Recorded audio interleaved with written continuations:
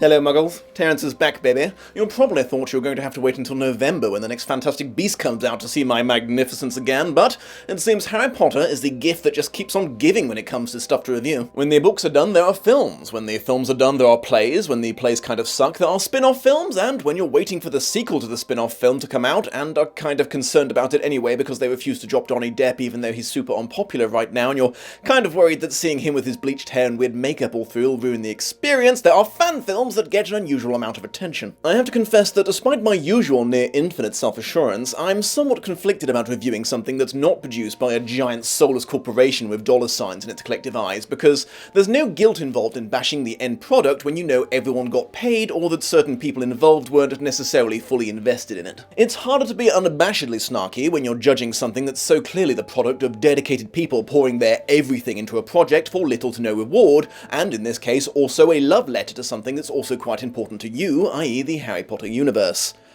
Harder but not impossible. This film sucked!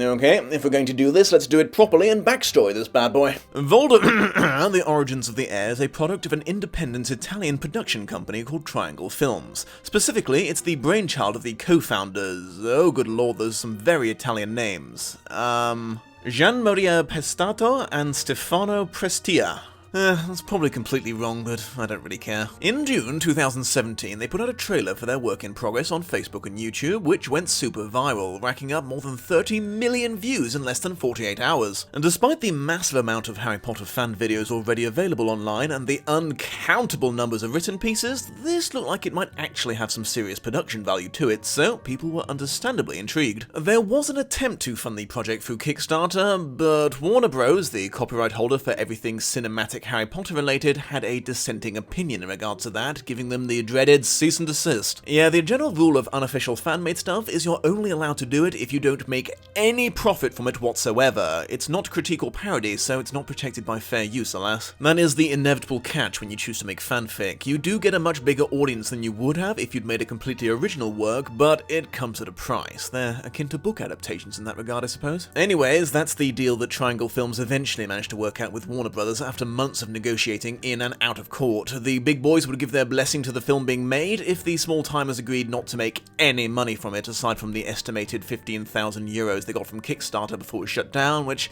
I assure you would not have gone a long way towards making a film like this. The fact that this film still got made proves the overwhelming passion the people involved had for Harry Potter and filmmaking in general. I mean, sure, they stood to gain a lot of exposure from the end result, but as every artist knows, you can't pay your rent with exposure. As they were going to have to give it away for free anyway, the final product was posted on YouTube in January 2018. At the making of this video, their view count is sitting shy of 14 million, less than half of the views their initial trailer received, and the reviews for the film were mixed, to say the least. Most of the positive comments about it came with a very hard, for a fan-made film qualifier, and often suggested going in with very low expectations if you didn't want to be disappointed. Despite this, and despite my own earlier stated opinion of suckitude, before we go any further with this, I am actually going to recommend that you go and watch this film for yourself if you haven't already. There's a link up there and also in the video description. This is partly because while I am going to provide a synopsis, my review is going to make more sense and be more amusing to you if you've seen the original product, but in addition to that, I'm also prepared to recommend seeing it for other reasons which I will try to fully explain later. It's only about an hour long and costs you nothing. Come on, go go go. For those of you who have already seen it, are returning after having just seen it, or are determined to disobey me like the naughty little ragamuffins you are, let's talk about the plot of this fan film. The first thing you should know about this film is, despite it being named after you-know-who and selling itself pretty hard as its untold backstory in the trailers, the whole thing actually centers around someone else entirely. Grisha McLaggen, the alleged descendant of Godric Gryffindor. If the name sounds familiar, that's because of Cormac McLaggen, the one Gryffindor no one liked. Before you ask, no, there is no evidence of a Grisha McLaggen in the books or any indication that the McLaggen family had any ties to Gryffindor or any proof that Godric had any children at all. Muggles, I swear on Dumbledore's ghost, if any of you try to correct me with your personal headcanon without researching it first, I will fucking hex you. After some mood-setting shots of Tom Riddle dramatically packing a suitcase, the film starts properly with Miss McLagan fighting what appeared to be Hydra soldiers if the Red Skull was the other mother from Coraline. And this is hands down the best part of the whole film. The creativity, directing and special effects are everything that the first two movies weren't under Columbus's inability to pace action scenes. It's ruined only slightly by the sudden unexpected flashbacks to something that happened years before and holds no relevance to what's happening at the moment. They are, however, apparently distracting enough that the bizarrely attired henchmen get the better of her and she gets a boop on the noggin that sends her into a completely different flashback to her second year at Hogwarts, where she was apparently thirsty as fuck for some hot snake action with alluring older student Tom Riddle. She tries to make small talk with him about Quidditch, but his response is basically, "Fuck Quidditch!" And when she theorizes that his distaste for wizarding sports might be due to his muggle half, he includes, "Fuck muggles and fuck you! I'm going to be the strongest wizard ever and kill you all! Shit, forget you heard the last part." To which McLagan responds, "Wow, the way you just yelled at me for no reason makes you even sexier. I bet you will be the strongest wizard ever." She comes back to the present strapped to a chair and connected to an intravenous Verita Truth Potion drip.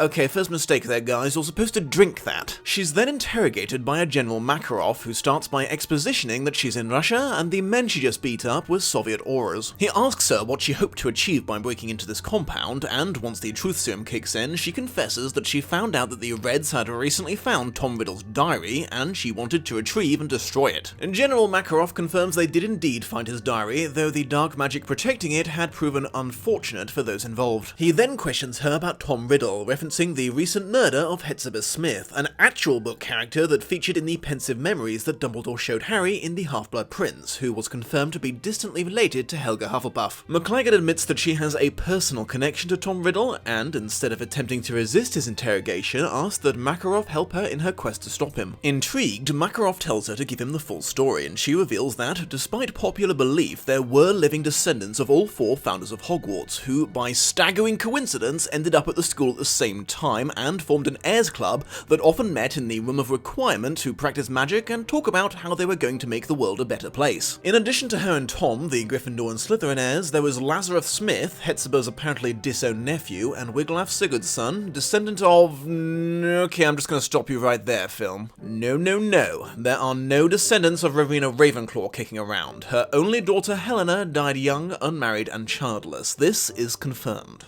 I mean, you can continue if you really want to, but you've already lost me. The rest of the film jumps back and forth between McLagan in her present day with Makarov and these flashbacks to her time at Hogwarts. Most of the present day stuff is just reiterating what went on in those flashbacks in an overly dramatic way, with the one exception of McLagan revealing that she's after the diary because she thinks it's a Horcrux, so I'm mostly going to talk about the flashback stuff. Unsurprisingly, the leader of the Heirs Club is the Ravenclaw. Wiglaf seems to be trying to help Lazarus the Hufflepuff not suck so much, while Lazarus seems more concerned with trying to impress Grisha, who he's openly infatuated with. This particular scene seems to take place in Wiglaf and Tom's last year in Hogwarts, when he's dropped most of the pretense of not being a total dickhead. McLagan is still smitten with him, so refuses to see an issue with this, and Smith is a Hufflepuff, so obviously has no idea what's going on around him, but it seems Wiglaf has caught on to the fact that Tom is much more dangerous than people realize. Wanting to test his snaky skills against the mighty eagle before they part ways, Tom attempts to goad Wiglaf into a friendly duel. Suspecting that Riddle won't keep it friendly, and knowing the only way to overcome an unwinnable battle is not to fight it, the boy in blue refuses. But unfortunately, the Hufflepuff decides that the best way to impress a Gryffindor is to act like one, and jumps recklessly into a confrontation. Surprising everyone, though, he becomes the first Hufflepuff to actually succeed at something.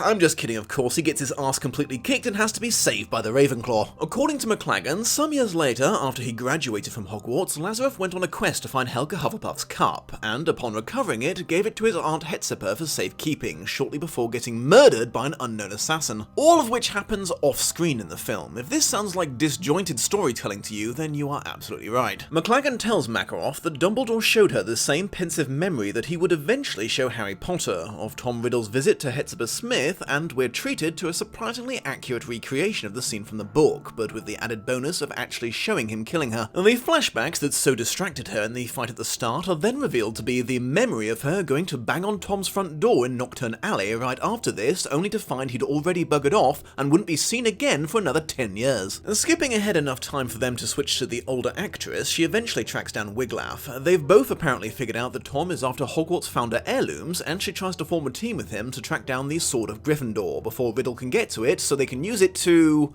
save him? If he manages to take hold of the sword, well... We have to save him! Unsurprisingly, Wiglaf is like, save him. Save the man who opened the Chamber of Secrets and released an ancient monster to kill innocent children, murdered several people including our mutual childhood friend, and has now formed a fascist cult who are calling themselves Death Eaters. Yeah, but that doesn't necessarily make him a bad person, it could still work out with me and him. Bitch, are you for real? That's it, I'm fucking done with this movie right fucking now. Don't even bother with a death scene, Wiglaf out! And yeah, that's the last time that we see Wiglaf in this film. In the next scene, McLaggen says he died trying to stop Voldemort, but doesn't expound on it any more than that. Makarov decides to wrap things up as the Veritas serum appears to be wearing off, and Merlin's beard! You used a whole jar of it?!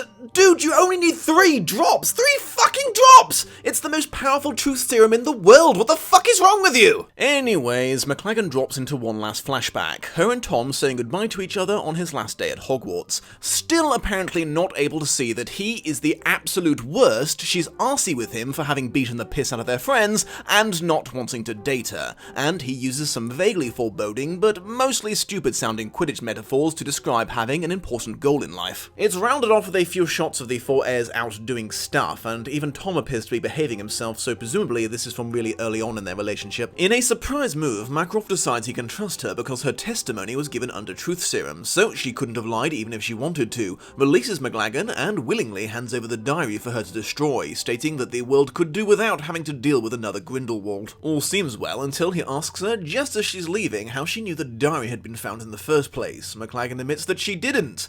Because she's actually been Voldemort all along!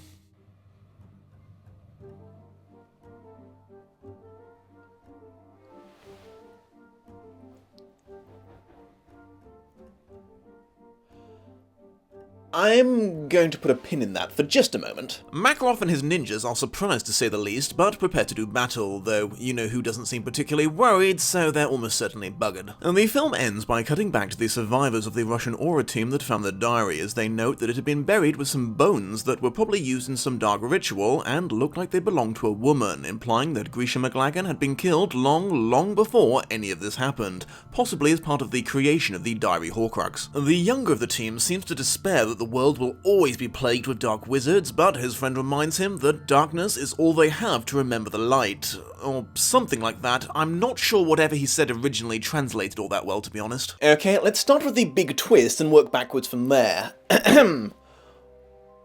What? If McLaggen was he who must not be named all along, how did he know about Dumbledore extracting the memory of the murder he committed from the house elf, one of the headmaster's most closely guarded secrets? How did he know that she came to visit his house after he abandoned it, or all the other stuff that happened while he wasn't around, like the conversations the other heirs had at Hogwarts and McLaggen meeting up with adult Wiglaf? Why would you know who have flashbacks to McLaggen going to visit his empty apartment in Nocturne Alley during the fight with the Russian auras at the start?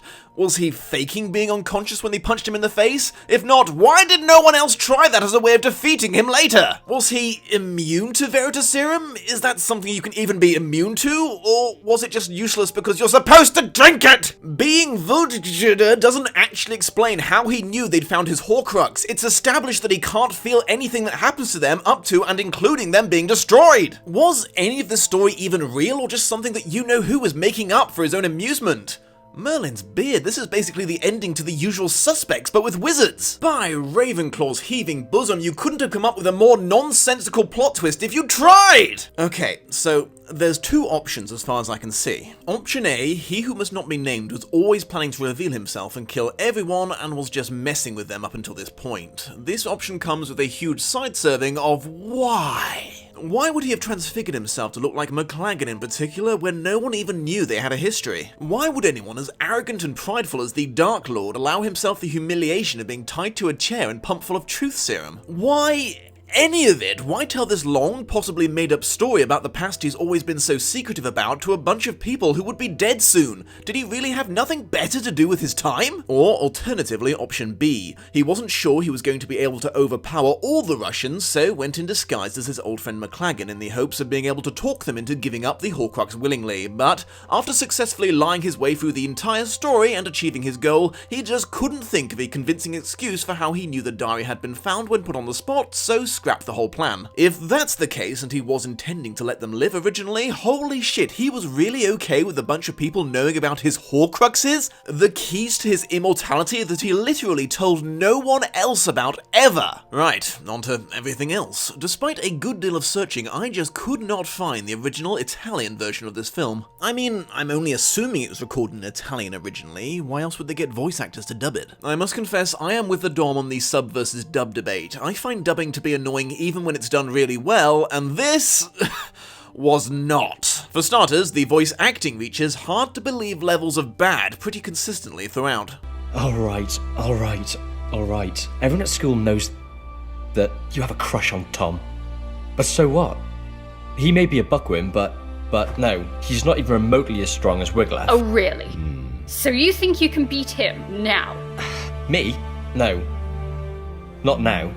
Alright, he's a 7th year student, so I think... Stop, that's enough. I did not hit her. It's not true. It's bullshit. I did not hit her. I did not. Oh, hi, Mark. Don't pretend like you weren't thinking it. On top of that, dubbing something live action to look and sound halfway natural takes real talent from both the actors and the editors, but I think to do it as badly as they did it here takes real talent too, a sort of reverse talent needed to make as many mistakes as they did. They didn't even bother with editing it to sound like it's being said on location half the time. No matter where they are or how close they are to the camera, every character sounds like they're recording in a booth with perfect soundproofing. Dodges both the bludgers, throws the quaffle with his curveball, and scores the match point.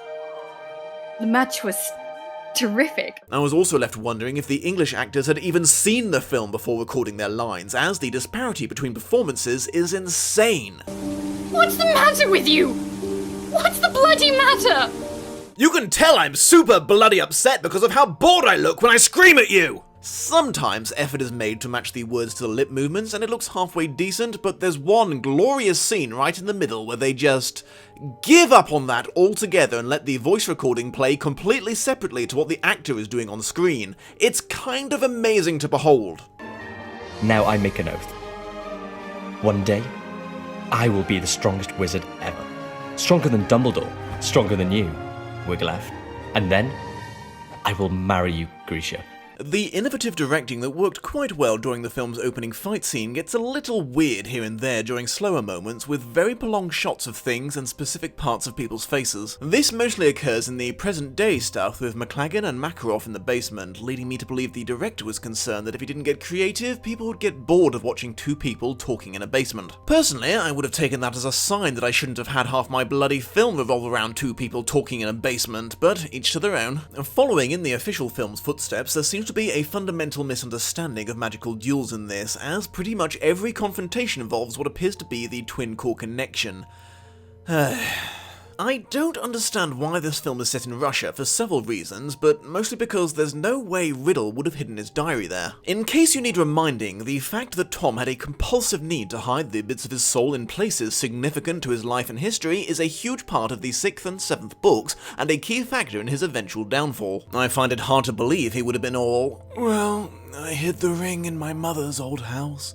The locket in the cave where I tortured those children when I was a boy. The diadem in the school I grew up in. But I think I'm going to hide the diary somewhere random like, ooh, Russia, yes. That feels right. Norway would at least have made a little more sense because that's the seat of wizard power in that part of the world and a much more likely place for Riddle to have visited. I'm also a little unconvinced on the idea of Soviet wizards with their own little KGB agents. I know wizard culture tends to reflect the Muggle culture of the country they're in, with British wizards having a minister and Americans having a president, but you're telling me that the wizarding community in Russia just happened to undergo a communist uprising in the 20th century at the same time the Muggles did? Or am I to believe that they saw the Muggles doing it and figured they'd better follow suit and ditch their thousands of years of history and culture and throw on some red berets. Much like The Cursed Child, this appears to borrow from both the books and the films, as they wear the colour-coded robes and ties of the films, everyone has personalised wands, and people go long stretches without saying any spells out loud, but he who must not be named finally has the red snake eyes the films so long denied him. These guys apparently just couldn't resist using Yeats' signature newspaper dramatic montage. As I've said before, it's a plot exposition wet dream that also looks kind of cool, so I can see why it would be alluring. Okay, time for the biggest and loudest elephant in the room. This film really expected us to believe that these actors were in school. Do these guys look 17 to you? Does this guy look 15 here? Does she look 12? 12. I know that Dom just used this meme, and using memes in the first place dates your video horribly, but I just have to. How do you do, fellow kids? What? Other weird choices include claiming someone can disapparate just because they're in the room of requirement. That's still in Hogwarts, try again. I can't say for sure, but I am pretty confident that some Suicide Squad-style rewrites took place during the making of this film. When Lazarus enters into his ill-chosen duel with Creepy Tom, you see Riddle lose his temper, fire a very green-looking spell at him, Lazarus' eyes roll up into his head, and his whole body goes limp. Then, you never see the actor again in the film, aside from in flashbacks that take place before this event. I can't be the only one who can plainly see that when they originally shot this, the intention was that Tom had killed Lazarus. However, for whatever reason, maybe they realised it wouldn't make any sense that Wiglaf wouldn't have had him sent to Azkaban, or they realised they needed to do more with the character, or whatever, as the Hufflepuff's wand slips out of his obviously lifeless hand, you can hear someone shouting, "You've broken his arm!" And present-day McLaggen then goes on to describe Lazarus doing a few more things before eventually getting killed, this time anticlimactically off-screen. As for Wiglaf, I don't know if this really was the actor wanting out, or just really bad story writing, but it really was jarring to have this character set up as being the only one who could even begin to measure up to Riddle, and even film this big team-up moment with him and McLaggen, only for her to say, but he failed and died in the very next scene, without even bothering to go into details of what happened. The writing in this is at best cheesy and unnatural, and at worst nonsensical. I'm not sure how much of this is lack of talent and how much is lost in translation. 90% of anything said out loud was exposition, with the remaining 10% being dramatic trailer fodder. They were also not afraid of all the worst writing tropes, I can tell you that. They even pulled the, as you already know, crowning glory. Since, as you know, I am head boy, it will be almost impossible to say goodbye on the train. They gave Tom Riddle a Yorkshire accent in this.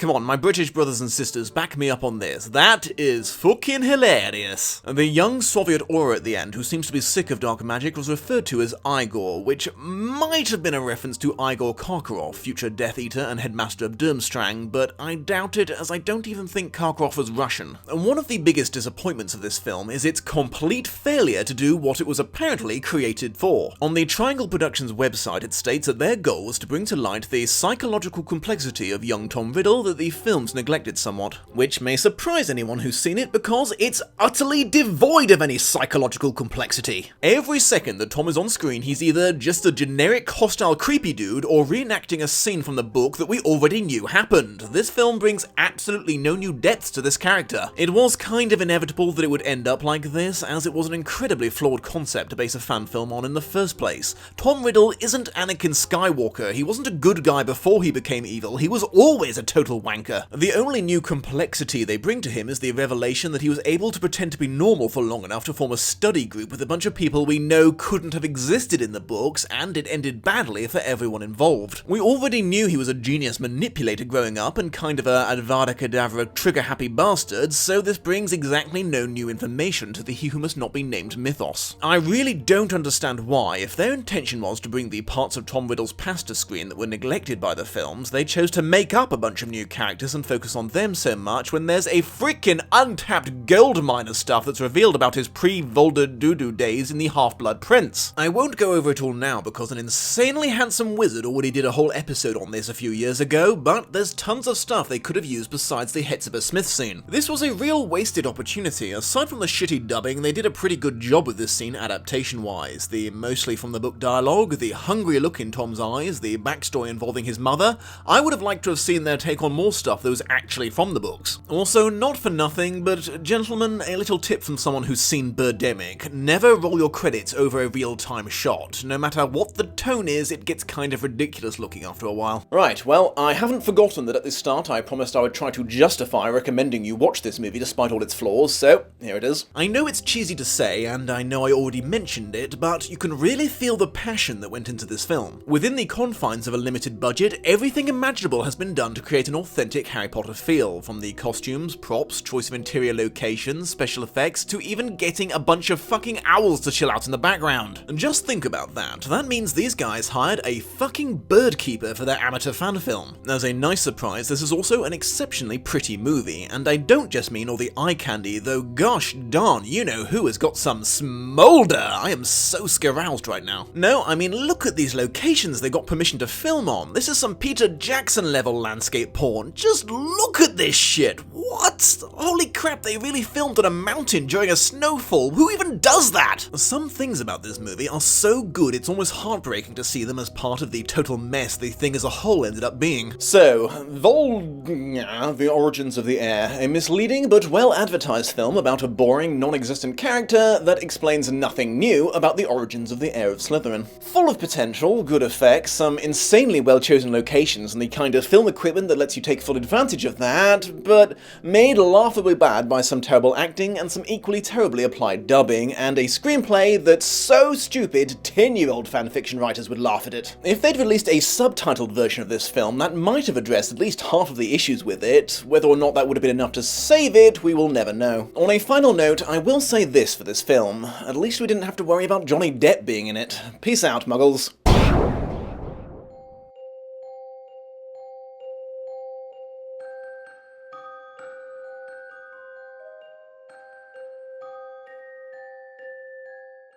Hello again, my beautiful watchers. I just wanted to take this opportunity to give you a quick reminder that there's a wonderful website called Patreon that's been allowing online producers to actually make a living doing what they do, since apparently YouTube's decided that they shouldn't anymore. Basically, they offer the chance to pledge a certain amount of money per month or per video in exchange for various rewards offered by the creator. There's a variety of stuff you can earn by becoming one of my patrons, including early access to all videos and taking part in that survey you see at the start of every Lost in Adaptation episode. That's actually a very important part of the process, as I use it to gauge how much I'm going to need to explain about the book and the film before I start comparing them. If you decide to become a higher level contributor, your name will be added to the credits that you're seeing right now, and you'll be given the option to join my private chat room so you can regularly talk with me and other patrons. If you're keen enough to join the topmost tier of patronage, you'll earn the most coveted of all the rewards, the chance to pick a future adaptation to be reviewed by yours truly. However, if right now you are thinking, my goodness the Dom, I can't do that. According to the rather unusual laws of my country, I must defeat several alligators in Mortal Kombat before I'm legally allowed to support online content, and I'm afraid my reptilian martial arts are just not what they used to be. Fear not, it would still be a huge help to me if you were to give that like button the old clickaroo, share this episode on social media with perhaps a little recommendation to your friends to check it out, and subscribe if you've not already.